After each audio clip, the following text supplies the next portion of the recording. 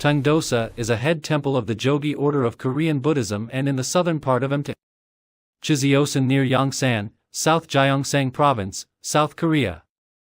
Tongdosa is one of the three jewels temples and represents Gautama Buddha.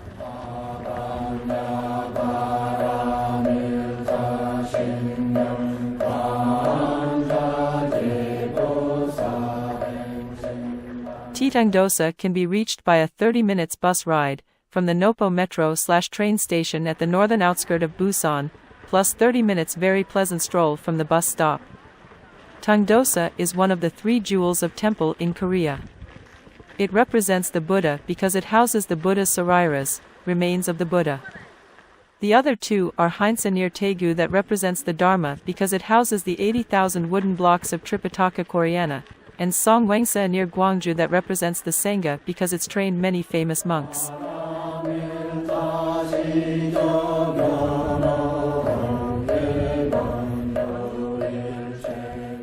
After getting off from the bus station, it's less than 10 minutes walk to reach the entrance gate, where we need to pay a small entrance fee like most other temples. Beyond the gate is a long walkway called Dancing Wind and Cold Pines path by a river, surrounded by many tall pine trees and decorated with stoned lamp posts. We reached the temple ground after a wonderful 20-minute stroll.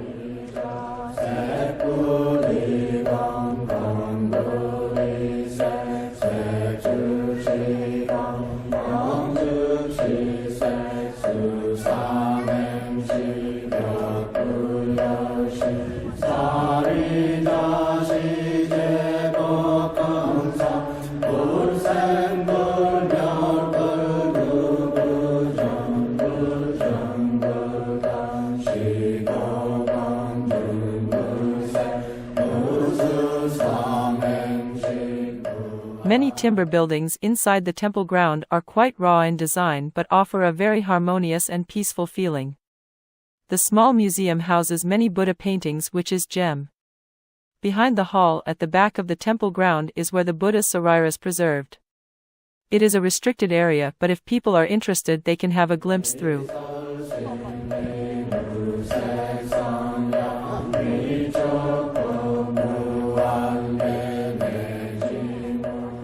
Tongdosa Temple was founded by Precepts Master Jajang in 646, 15th year of Queen Seondik's reign, and it gradually established itself as the center of Korean Buddhism under the protection of the royal family and the general public through the Silla and Goryeo periods.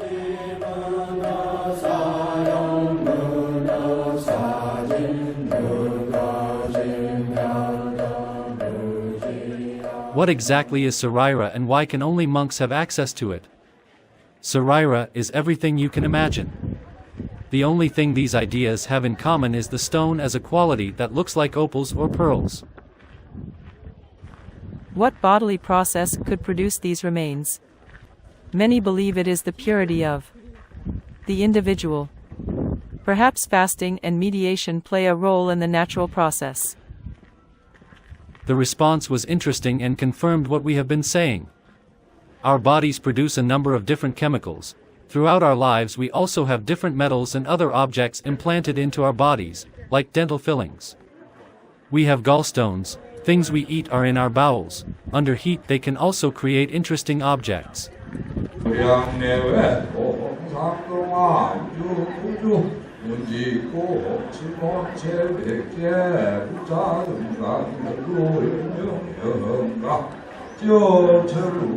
Seems like a reasonable answer. Natural processes of living, heat of cremation, our activities and what we put into our bodies can influence the body's condition at death. This doesn't remove any special qualities a person may have, or reflect on the purity of their life. It does remove the magical quality.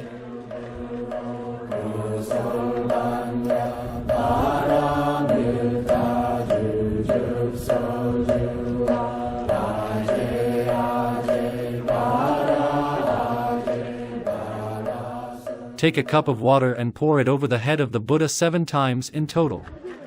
7 times because there are 7 days in the week, so you will be protected the whole time.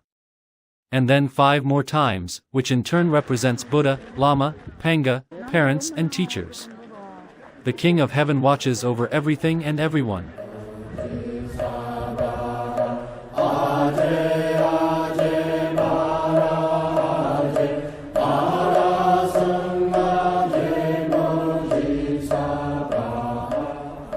Onggi is earthenware extensively used as tableware and storage containers in Korea. The term includes both unglazed earthenware, fired near 600 to 700 degrees Celsius, and pottery with a dark brown glaze fired at over 1100 degrees Celsius. Onggi have been used continuously from prehistoric Korean states to the modern day, however, they primarily see use as traditional storage and ornaments today.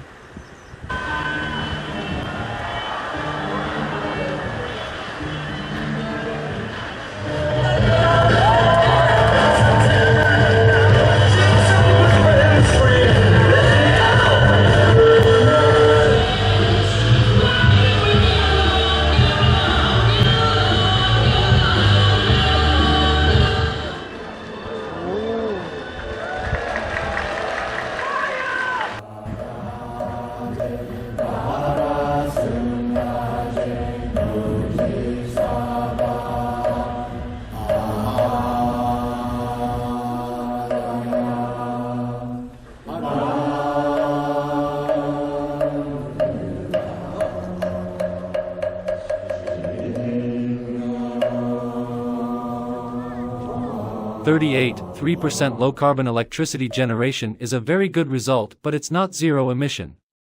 To increase its low-carbon electricity generation, South Korea can expand its existing nuclear power capacity, which already plays a significant role. Additionally, embracing more wind energy could further diversify and stabilize South Korea's clean energy portfolio.